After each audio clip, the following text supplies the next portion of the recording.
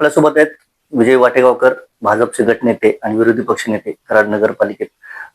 कराड शहराला देशाच्या पातळीवर ज्यांनी स्वच्छ सुंदर कराड हा बहुमान मिळवून दिला किंवा एक स्वच्छ शहर म्हणून देशाच्या पातळीवर कराडचं नाव ज्यांनी गाजवलं, आज त्यांच्याकडे ज्यांनी शहर स्वच्छ सुंदर केलं त्यांच्याकडे आज प्रशासन स्वच्छ आणि सुंदर करण्याची फार मोठी जबाबदारी आलेली आहे आणि ते खूप चांगल्या पद्धतीने जबाबदारी पेलतायत. तर आपण जे काही हे गेल्या काही दिवसात प्रकरण हे जे लोकांच्या समोर मांडलेलं आहे, तर नेमकं काय प्रकरण आहे, कशी सुरुवात झाली याची?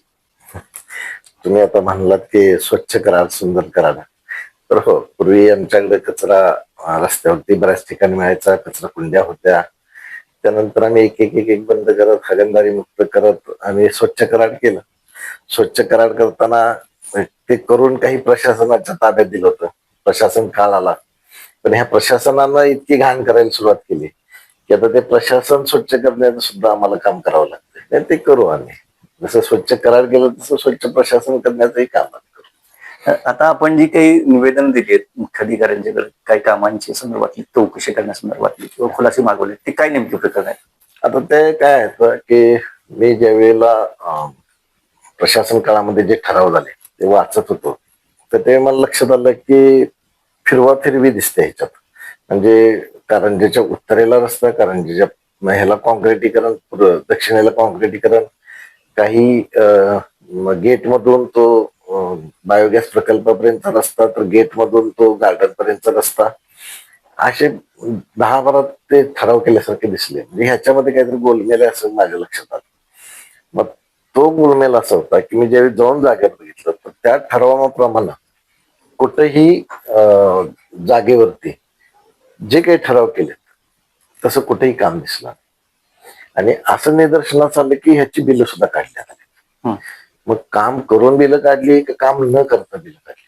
पण जर तिथं जागेवरती काम नसेल तर ते काम केलं कसं म्हणायचं? कारण 2 वर्षापूर्वीचाच विषय आणि 2 वर्षात त्याच्यावरती कचरा टाकून जर तुम्ही म्हणत असाल की काम केलं होतं ते मोजलं, तर हे काही पटण्यासारखं नाही आणि जनतेलाही मान्य होणार.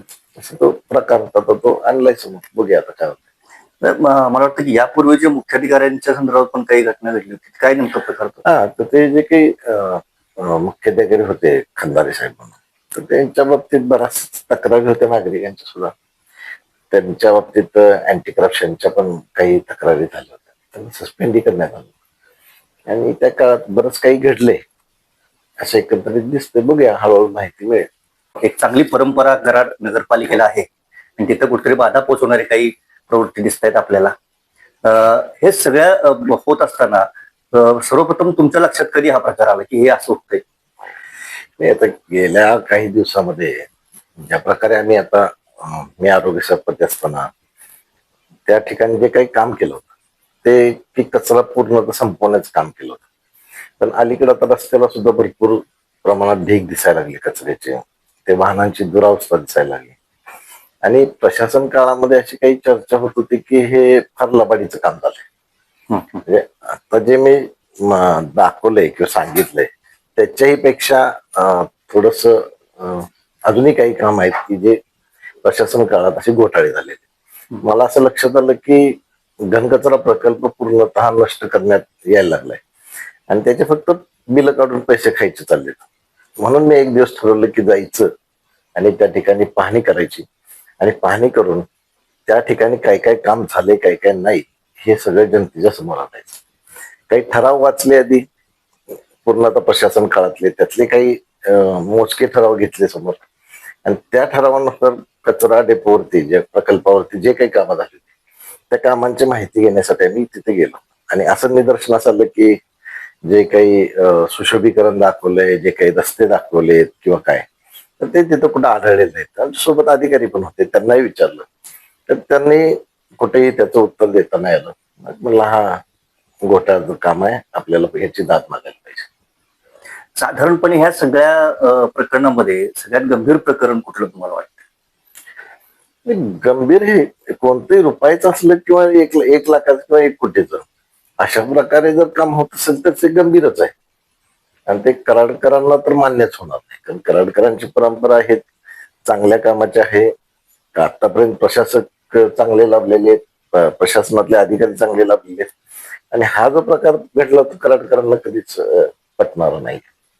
आंदोलनात व्यतिरिक्त म्हणजे आंदोलन हे एक दबाव टाकण्याचं एक हे आहे, शस्त्र आहेच आपल्याकडे लोकशाहीने दिलेलं, पण त्याच्या व्यतिरिक्त आणखीन काय प्रयत्न करावे लागतील की जेणेकरून हा सगळा कारभार चांगला होईल किंवा दोषींना शिक्षा होईल? आता तुम्ही म्हणलात की निधीच्या बाबतीत तर डॉक्टर अतुल बाबा भोसले आमदार हे चांगल्या प्रकारे आम्हाला मदत करतात. त्यांनी आता निधी भरपूर टाकलेला आहे.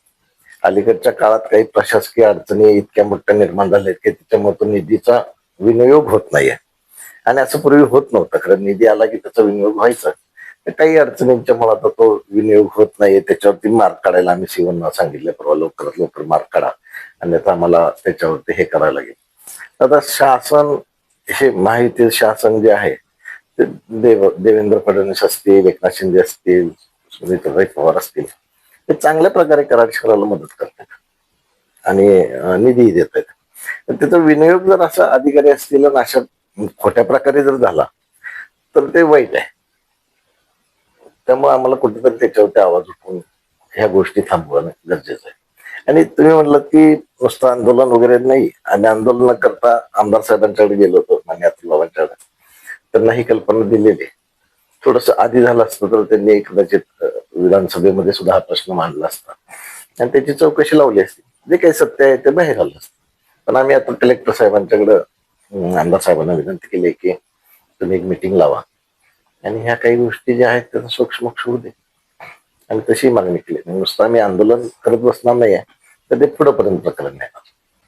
तर सध्या आपण काही मागणी केलेली आहे सध्याच्या मुख्याधिकाऱ्यांकडे की या प्रकरणाची चौकशी होऊन पूर्ण माहिती आम्हाला मिळावी म्हणून, त्याला कसा रिस्पॉन्स आहे? मुख्याधिकाऱ्यांनी 8 दिवसाची मुदत मागितली. 8 दिवसात माहिती घेऊन देतो म्हटलं. त्यांच्या आधीच्या काळातलं आहे सगळं. तर हा प्रश्न विचारण्याचं कारण म्हणजे तुम्ही भेट जेव्हा मागितली होती तेव्हा त्यांनी विलंब लावला होता. आता 8 दिवसात ते देतो म्हणजे सगळी माहिती. 8 दिवस पण लावणार नाहीत, लवकर देतील. पण आता त्यातले नेमकं काय घडलंय ह्याच्यावरती ते कसं उत्तर देत आहेत हे ऐकण्यासारखं आहे. अच्छा. मग ते सत्य देत आहेत का दडवायला जात आहेत? दडवायला जाऊ नका असं मी त्यांना सांगितलंय, कारण तुमच्याही अंगलट येईल म्हटलं. एवढं सोपं नाही दडवणं. कारण सत्य असं आहे की जागेवरती गेल्यानंतर तिथं जे काही दाखवलेत, एक कारंजेच्या उत्तरेचा रस्ता, कारंजेच्या दक्षिणेचा रस्ता, शेडच्या पश्चिमेचा रस्ता, शेडच्या पुढे, असे कधी टेंडर नसतात. म्हणजे एकाच कामाचे भाग भाग केले. का केले तर ते ऑफलाईन टेंडर काढण्यासाठी केले. ऑफलाईन टेंडर मध्ये कसं असतं, कुणाला कळत नाही, मॅनेज करू शकतो. तर अशा प्रकारचा तो प्रकार झालेला आहे. ते सत्य त्यांनी आपल्या समोर आणावं असं आम्ही त्यांना विनंती केलेली. आता हा सगळा प्रकार जेव्हा तुम्ही पत्रकार परिषद घेऊन कराडकरांसमोर आणला, त्यानंतर नागरिकांच्या काय प्रतिक्रिया? नागरिकांची चांगल्या प्रतिक्रिया आहेत. नागरिकांनी सांगितलं की असंच तुम्ही, आता मला तर दिलेली जबाबदारी की विरोधी पक्ष नेता. हा, बरोबर. मग आता ही जबाबदारी मला चांगल्या प्रकारे पार पाडली पाहिजे. कारण काय होतं की विरोधी पक्ष नेता नुसता जर बघत बसला तरी काम चांगल्या प्रकारे होणार नाही. बरोबर. जसं सत्ताधाऱ्यांचं काम आहे, विषय आणायचे, विषय पत्रिकेवरती मांडायचे, काम पुढे न्यायचं, तसंच ते काम व्यवस्थित होते की नाही तर विरोधकांचं पण काम आहे. तर ते आपण केलंच पाहिजे. ते आपण नागरिक सुद्धा खुश आहेत की आता 6 महिने काय मी कोणत्याच गोष्टीत बोललो नव्हतो, म्हणजे थोडंफार सांगायचं. 6 महिने हे आता नवीन बॉडी आलेली आहे, तर त्यांना संधी द्यावी लागते. आता ज्या काही त्रुटी आहेत त्या आता दाखवणं माझं कामच आहे. आम्ही विरोधक म्हणून ते चांगल्या प्रकारे करतो. आणि कराड नगरपालिकेच्या सभागृहाला ती परंपराच आहे. कुठलंही काम अगदी घासून बसून सगळ्या बाजूनं नाही. पीडी साहेबांच्या पासून आदरणीय पीडी साहेब तर स्वतः सगळ्या कामावरती जायचे. बरोबर. ते स्वतः कामावर जाऊन त्या कामाचा दर्जा पाहिजे आणि जे काही तिथला अधिकारी जो असेल त्याला ते त्यात दुरुस्ती असतील तर सांगायचे. ते खरंच त्यांचं काम. त्यामुळे तर आजपर्यंत 50-50, 60-60 वर्ष कोणतंही काम त्यांनी केलेलं टिकाऊ आहे. बरोबर. अजून लोकांची तेच मागणी आहे की अशा प्रकारचं तुम्ही काम करा. त्यांचा प्रशासनातला अनुभव आणि पकड बघितली तर असं कुठलंच म्हणजे या पद्धतीचं काही गैरव्यवहार किंवा असं काही झालंच नव्हतं कधी. म्हणजे नाही. साहेबांनी काम हे चांगल्याच प्रकारे करून घेतलं. अहो तुम्ही विचार करा, कोणताही निधी उपलब्ध नसताना तो माणूस टाउन हॉल सारखा इतकी मोठी प्रॉपर्टी बघतो. आम्हाला असते शक्य नाही. आम्हाला शासनाच्या निधीशिवाय आम्ही काहीच करू शकत. बरोबर. हे जे दूरदृष्टी होती आणि कामात क्वालिटी ठेवण्याचं जे काम होतं ते त्यांच्याकडे नक्कीच होतं. त्यांचा प्रशासनाचा अनुभव फार मोठा होता. आता हे कामकाज बघत असताना तुम्ही आता सुरुवात केली विरोधी पक्ष नेता म्हणून या सगळ्या गोष्टीमध्ये लक्ष घालायला.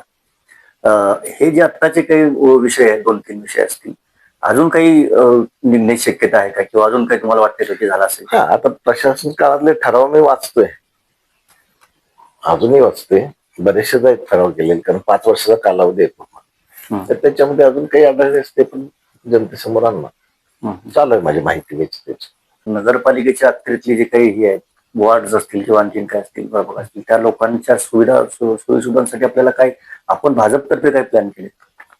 नाही, आम्ही एक आता आमदार साहेबांच्यावर मीटिंग घेतोय आणि शहराच्या आमच्या सगळ्या नगरसेवकांच्याकडून कामं मागितले जाते की शहराच्या विकासाबाबतीत लहान सहान काम असेल ते मोठ्यापर्यंत असेल, म्हणजे वॉर्ड मर्यादित असेल आणि शहर मर्यादित असेल. म्हणजे कसं असतं, वॉर्डचं एक मर्यादित काम असतं, जर रस्ता असेल किंवा काय, पण शहरासाठी काही गोष्टी हव्या असतात. जसं की आता नेकलेस रोड बाबतीत आमदार साहेब प्रयत्न करतायत. काही अजून गोष्टी आहेत, घाट नवीन निर्माण करणे किंवा काय अशा गोष्टी आहेत. आणि आता काही ड्रेनेजची स्कीम वगैरे चालू आहेत आमच्या आता नगरपालिकेच्या, पाणी पुरवठ्याची स्कीम चालू आहे. तर त्याप्रमाणे त्या प्रभागामध्ये आता आरसीसी कॉन्क्रीटचे रस्ते होणे गरजेचे आहे. तर त्याबद्दल सुद्धा आम्ही आमदार साहेबांच्याकडे प्रयत्न करतो. हे शहराचा विकास चांगल्या प्रकारे झाला पाहिजे, शहरात सुविधा चांगल्या प्रकारे झाल्या पाहिजे. जसे की आता लाईट बिलांवरती होणारा खर्च तो कमी झाला पाहिजे, त्यासाठी सोलरची ऍक्टिव्हिटी चांगल्या प्रकारे झाली पाहिजे. आता घर तिथे सोलर असं आमदार साहेबांनी सुरू केले करतात काम, तेही शहरात तसं उपयोगीच आहे. आणि स्ट्रीट लाईट सुद्धा आता त्या सोलरवरती असावेत म्हणून आम्ही मागणी केली आहे आमदार साहेब. त्या स्ट्रीट लाईट सुद्धा आम्हाला सोलरवरती करून द्या.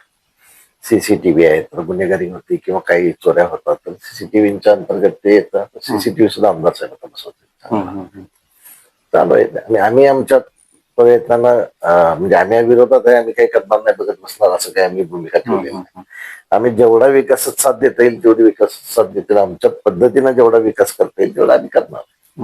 मध्यंतरी थोडस शहराचं सौंदर्य करण्यासाठी जे काही आयलँड उभारले किंवा आपले स्मारक हे असेल, तिथे काहीतरी स्वच्छता किंवा काही असं पूर्ण त्याच्यावर कारभार झालेला. एकही कारंजे सुरू नाही. खरं तर इतके छान कारंजे बनवले होते, इतके चांगल्या प्रकारे काम चाललं, म्हणजे पूर्णतः बंद पाडले ते सिस्टीम. आय लव्ह कराड ह्याची तर दुरावस्था झाली. तो जो सिम्बॉल होता कराड तिथून सुरू होता, तर तो पूर्ण म्हणजे एक अभिमानाची सेल्फी पॉइंट होता. कराडकर तिथं कुणी बाहेरचा जरी आमचा रिलेटिव्ह आला तरी तिथं फोटो काढत. तिथं फार गंभीर अवस्था केलेली आहे त्याची. असं नाही व्हायला पाहिजे. तर एखादी वास्तू निर्माण केली तर ती टिकली पाहिजे, तिथं चांगल्या प्रकारे उपयोग लोकांना झाला पाहिजे. त्याचा ते जे कारंजे उभे करायचं कारण सुद्धा असं होतं, जे हवेतलं काही प्रदूषण आहे किंवा काय ते कमी होण्यासाठी त्याचा फार मोठं. बरोबर. तर हे सगळ्या ज्या वास्तू निर्माण झाल्या किंवा विकास झाला पिढी साहेबांनी केला, त्याला एक त्यावेळीपासून त्यांचा एक दृष्टिकोन बघण्याचा वेगळा होता. एक पवित्र यशवंतराव चव्हाणांचं शहर म्हणून, एक पवित्र भूमी म्हणून या सगळ्या गोष्टींचा सांभाळ केला. आता तसं होतं असं तुम्हाला वाटतंय का? म्हणजे काय नाही, आता काय आदरणीय पिढी साहेबांच्या तरी नेतृत्व अजून कोणालाही नगरपालिकेत जमलेलं नाही हे प्रांजळपणे कबूल करतो. म्हणजे तितक्या उंचीचा माणूस तरी अजून काही नगरपालिकेत झालेला नाही. ठीक आहे, काम चालतं, पण तितक्या आदरणीय पिढी साहेबांच्या ज्या दृष्टिकोनातनं काम चालतं तसं होत नाही. तात्पुरते आपण म्हणतो मुलांना लावणे वगैरे अशा प्रकारच काम होते. खरं तर दूरदृष्टीनंच काम झालं पाहिजे. तुम्हाला आता हे सगळं करत असताना सत्ताधारी गटाचा कितपत फायदा होतो किंवा काय त्यांच्याकडून काही सहकार्य होतं किंवा ते सोबत आहेत तुमच्या? अजून तरी सत्ताधाऱ्यांच्यातच मेळ नाहीये. असं एकंदरीत वातावरण आहे की सत्ताधाऱ्यांच्यातच मेळ नाही. ते तर आले समोर तर म्हणतील आमच्यात मेळ आहे, पण तो काही मेळ दिसत नाही. मेळ नसल्यामुळे एक आमच्याकडे तर आता जनरल सभा एकच झालेली आहे आणि एक विशेष सभा झाली. आता इतर नगरपालिकांच्यात बघितलं 5-5 जनरल सभा झाली, 5-5 त्यांच्या विशेष सभा झालेल्या आहेत आणि चांगल्या प्रकारे त्यांचं काम चाललंय. आमचं असं थोडंसं ठप्प चाललंय. कारण का, तर तो काही सत्ताधाऱ्यांच्यात मेळ नाही. 2 गटांची सत्ता आहे, दोन्ही गटांमध्ये सुद्धा मेळ नाही आणि अंतर्गत सुद्धा मेळ नाही. कारण या संदर्भात त्यांच्याकडनं काहीच प्रतिक्रिया म्हणजे एवढा गंभीर प्रकार. ते आता हे लक्षात घ्या, हे प्रशासन काळातलं आहे. मी काही सत्ताधारी यांच्यावर पण आरोप केलेला नाही. हम्म, मग अशा वेळेला त्यांनी सुद्धा समोर येऊन हा जो काही प्रकार आहे हम्म, त्याची सत्यता पाहणं गरजेचं आहे. बरोबर. आता काही प्रमाणात काय होतं की नाही, इथं गार्डन केलं होतं, आता त्याच्यावरती कचरा टाकण्यात आला. अरे असं कधी असते काय? 2 वर्षात कोट्यवधी रुपयांच्या निधीवरती तुम्ही कचरा टाकला असं बोलू शकता? हम्म, असं उत्तर कोणी देऊ नये. जे काही योग्य आहे त्याचा सत्ताधाऱ्यांनी पण विचार करावा. जे काही घडलंय ते कराड शहरात परत घडू नये हम्म. असं चाप एकत्रित येऊन सगळ्यांनी लावा. हा, असं माझं. माझ्या मी त्याच उद्देशाने तुम्हाला मी प्रश्न विचारला होता की, कारण कसं होतं की हे सगळी परंपरा आपली मागची जर बघितली आणि नगरसेवक बऱ्यापैकी सगळे त्या काळातले त्या ह्याच्यात घडलेले आहेत, त्या वातावरणात घडलेलेच आहेत सगळे. त्याच्यामुळे ही परंपरा सांभाळणं हे आपलंच काम आहे. त्यामुळे थोडंसं सगळ्यांनी एकत्र येऊन करणं फार गरजेचं आहे. तर हे होते विजय वाटेगावकर, भाजपचे नेते आणि विरोधी पक्ष नेते, ज्यांनी खूप सजगपणे कराडकरांच्या वतीनं हा प्रश्न लावून धरला आणि एक परंपरा जी अत्यंत विधायक विकासाची होती ती परंपरा चालू ठेवण्यासाठी पुढाकार घेतला. साहेब, आपण खूप वेळ दिलात आणि या सगळ्या प्रश्नांवर चर्चा केली, त्याबद्दल मी आपलं गेम चेंजर तर्फे आभार मानतो. धन्यवाद.